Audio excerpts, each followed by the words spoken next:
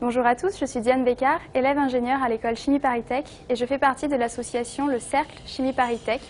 Nous promouvons la science auprès du grand public. Aujourd'hui, je vais vous présenter une expérience qui s'appelle la fontaine rose. Le but de cette expérience, c'est de faire une fontaine rose à partir d'échanges thermiques, donc de l'eau très froide et de la soude très chaude. Pour réaliser cette expérience de la fontaine rose, on va utiliser un bouchon percé avec une pipette Pasteur adaptée, de l'eau glacée, de la phénolphtaléine qui est un indicateur coloré, un cristallisoir avec de l'eau et un ballon avec de la soude chauffée avec une plaque chauffante et une calotte. Dans un premier temps, on va mettre l'indicateur coloré, la phénolphtaléine, dans le cristallisoir d'eau froide.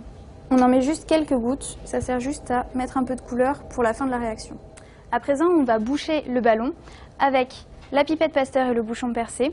On va le retourner pour le mettre dans le cristallisoir et on va mettre de l'eau froide versée dessus sur le ballon. Donc d'abord on bouche le ballon ici, on retire le ballon du montage qui est bouillant, on retourne et là on voit la fontaine qui commence à se former à l'intérieur du ballon avec le jet et on voit l'eau qui se colore en haut. Donc il y a un petit peu d'eau rose qui s'est formée en bas parce qu'il y a quelques gouttes qui ont coulé, mais le principal se fait en haut. Et on voit bien la fontaine, et ça bout à l'intérieur du ballon alors que je mets de l'eau froide par-dessus. Et je peux ainsi remplir le ballon de phénolphtaléine. Donc on obtient à présent un ballon qui contient une solution de soude qui est devenue rose. Donc qu'est-ce qui s'est passé en fait pour obtenir cette fontaine rose?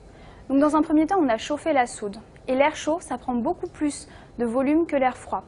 Ensuite, on l'a retourné et on l'a versé dans le cristallisoir. Et avec la piscette d'eau très très froide, on a refroidi l'air qui était à l'intérieur du ballon. Ça a contracté l'air qui a fait monter par surpression l'eau qui était dans le cristallisoir. L'eau qui contenait de la phénolphtaléine a réagi avec la soude, ce qui a donné la coloration rose. À présent, vous savez comment faire une fontaine rose. Et si vous voulez en savoir plus sur nos expériences de chimie, vous pouvez regarder par exemple la vidéo sur les jardins chimiques.